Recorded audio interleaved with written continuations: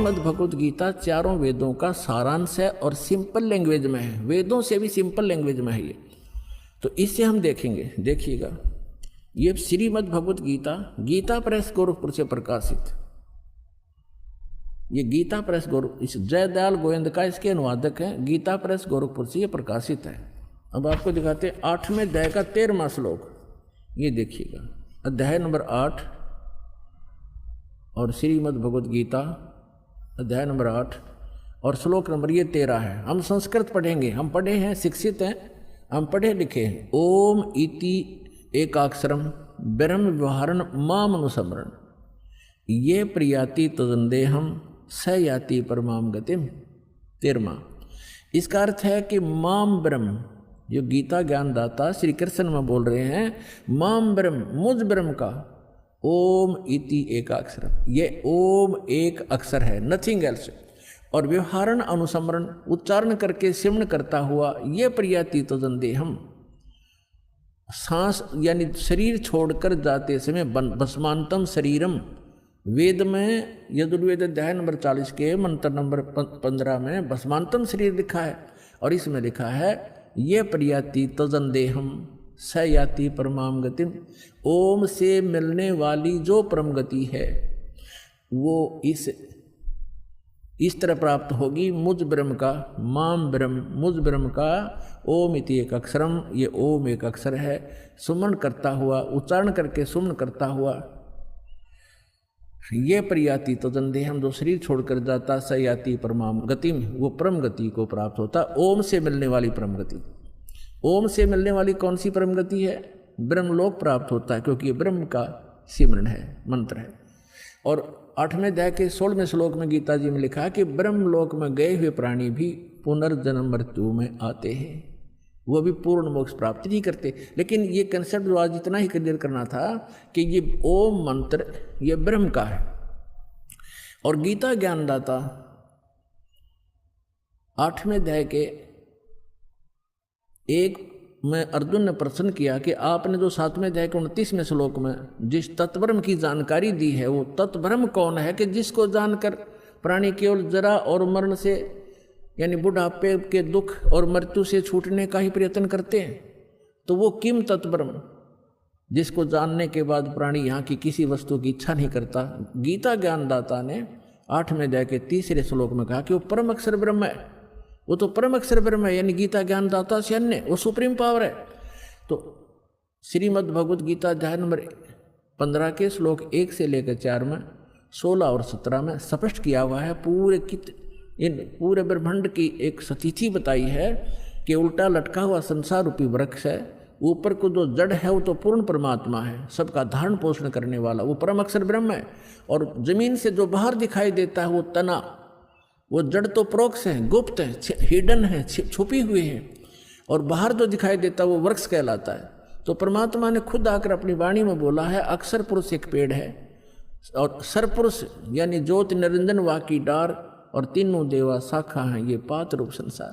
और पेड़ जो जड़ है वो गुप्त है, तो जो जमीन से बाहर दिखाई देता तना उसको अक्षर पुरुष समझो, आगे उसके मोटी डार निकलती है उसको सरपुरुष समझो, उसके 3 शाखाएं हैं, रजगुण ब्रह्मा, सतगुण विष्णु, तमगुण शिव जी रूपी, ये शाखाएं समझो, और पात रूप हम सब संसार समझो। तो वृक्ष का पालन कहाँ से होता है? मूल से, जड़ से। तो श्रीमद् भगवत गीता अध्याय नंबर 1 से लेकर 4 और 16 और 17 मंत्र में ये स्पष्ट किया गया है कि तत्वदर्शी संत की पहचान भी बताई है कि तत्वदर्शी संत वो होगा जो इस उल्टे लटके हुए संसार रूपी वृक्ष के सभी विभागों को भिन्न भिन्न बता देगा। ये पहले तो परमात्मा आए थे, तत्वदर्शी संत की भूमिका भी वही करके जाते हैं, इसलिए वो एक प्रसिद्ध कवि भी कहलाते हैं, लोकोक्तियों के माध्यम से, कविताओं के माध्यम से ज्ञान सुनाते हैं। तो उन्होंने 600 वर्ष पहले बताया था अक्षर पुरुष एक पेड़ है, और सरपुरुष वाकी डार, और तीनों देवा शाखा हैं, ये पात रूप संसार। अब वो जड़ कौन बताओगा?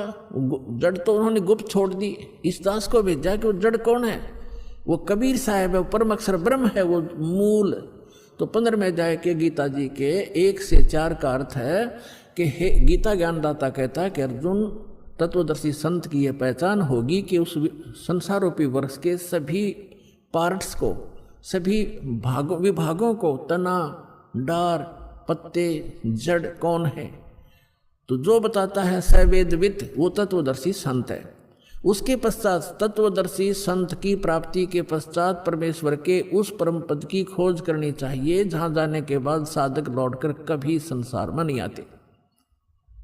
और जिस परमेश्वर ने सारे ब्रह्मांडों की रचना की और केवल उसकी भक्ति करना, मेरी भी नहीं करना, यदि पूर्ण मोक्ष चाहता है, जहां जाने के बाद फिर लौट कर नहीं आते वहां जाना चाहता है। और फिर 15वें अध्याय के 16 और 17 में बताया है कि 3 पुरुष हैं, सरपुरुष और अक्षर पुरुष। सरपुरुष तो ये ज्योति निरंजन काल है, अक्षर पुरुष उसका तना समझो जो 7 संग ब्रह्मांड का स्वामी है, और सरपुरुष केवल 21 ब्रह्मांड का स्वामी है।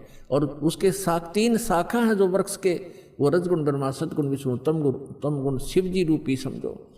और फिर बताया है 15वें अध्याय के 17वें श्लोक में कि उत्तम पुरुष है तू अन्य परमात्मा इति उदाहरते। उत्तम पुरुष तो कोई और है, जिसको भगवान कहते हैं, परमात्मा कहते हैं, वही तीनों लोकों में प्रवेश करके सबका धारण पोषण करता है। अवय ईश्वर है, वो अविनाशी परमेश्वर है, सबका धारण पोषण वही करता है। जैसे मूल से, जड़ से पूरे पेड़ की, वृक्ष की पोषण होता है, परवरिश होती है। तो यहाँ ये स्पष्ट किया है। और कई आपको भ्रमित कर देंगे कि गीता अध्याय नंबर 15 के श्लोक नंबर 18 में गीता ज्ञानदाता कहता है कि मैं लोक वेद में पुरुषोत्तम प्रसिद्ध हूँ। तो पुण्यात्माओं, वहाँ ये क्या कहता है कि मेरे अंतर्गत जितने भी प्राणी हैं 21 ब्रह्मांड में, इनसे मैं श्रेष्ठ हूँ, इनसे मजबूत हूँ, इनसे बलवान हूँ, ताकतवर हूँ, बुद्धिमान हूँ। इसलिए लोक वेद में इस दंत कथा के आधार से मैं पुरुषोत्तम प्रसिद्ध हूँ। आई एम नॉट पुरुषोत्तम, क्योंकि उसने तो 15वें अध्याय के 17वें श्लोक में स्पष्ट कर दिया कि पुरुषोत्तम तो कोई और है, उत्तम पुरुष है तू अन्य परमात्मा इति उदाहरते। तो कहने का भाव ये है पुण्यात्माओं, एक तो 2 परमात्मा से दोगे। गीता अध्याय नंबर 18 के श्लोक नंबर 62 में और 66 में गीता ज्ञानदाता स्वयं कहता है कि अर्जुन, तू सर्वभाव से उस परमेश्वर की शरण में जा, उस परमेश्वर की कृपा से ही तू परम शांति को और सनातन परम धाम को प्राप्त होगा। यानी परम शांति चाहिए और शाश्वत स्थान जहाँ जाने के बाद फिर लौटकर कभी संसार में नहीं आते, वो चाहिए। तो उस परमेश्वर की शरण में जा, यानी गीता ज्ञानदाता से अन्य है। और फिर उसके विषय में बताया कि 4थे अध्याय के 32 और 34 मंत्र में स्पष्ट किया है कि वो परमात्मा अपने मुख कमल से आके एक ज्ञान देता है, वो तत्व ज्ञान है। उसके मुख कमल से बोली गई वाणी में, सच्चिदानंद घन ब्रह्म की वाणी में, वो यज्ञों की जानकारी यानी धार्मिक अनुष्ठानों की जानकारी विस्तार से कही गई है। वो तत्व ज्ञान है। उस तत्व ज्ञान को तो तत्वदर्शी संतों से पूछ, मैं नहीं जानता। यदि जानता होता गीता ज्ञानदाता तो एक अध्याय और बना देता। इसलिए उसने कह दिया है कि तत्वदर्शी संतों से पूछो।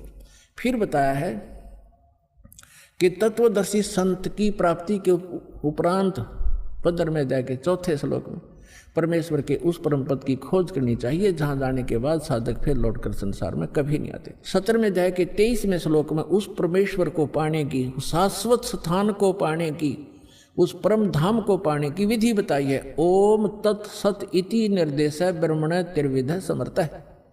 उस सच्चिदानंद घन ब्रह्म के पाने का इस 3 मंत्र के जाप का निर्देश है, फाइनल फैसला है, नथी कर।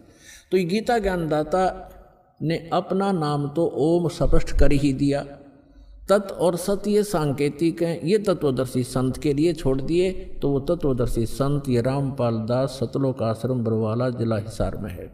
इसके पास वो कंप्लीट कोर्स है। तत् और सत ये सांकेतिक हैं। तत् ये सरपुरुष का मंत्र है, ये अन्य मंत्र है, तत् नहीं है, अन्य मंत्र है। और सत ये परम अक्षर ब्रह्म का मंत्र है, जाप है, वो अन्य मंत्र है। उसको सार शब्द भी कहते हैं, सार नाम भी कहते हैं, आदि नाम भी कहते हैं। तो ये कंप्लीट कोर्स है उस परमेश्वर के पाने का। और वो कंप्लीट कोर्स उस तत्व ज्ञान के अंदर है जो परमात्मा ने स्वयं आकर बोला है। उसमें कंप्लीट ज्ञान है, कंप्लीट कोर्स है। प्रथम मंत्र सतनाम, फिर सार नाम, इससे मोक्ष होगा।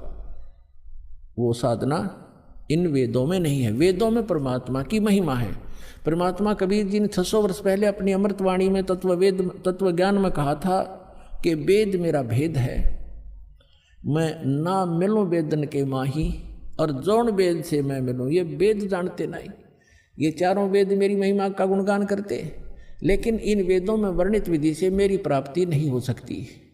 और जिस ज्ञान से, जिस वेद से, उस तत्व वेद से मैं मिलूं, वो ज्ञान इन वेदों में नहीं, ये वेद जानते नहीं।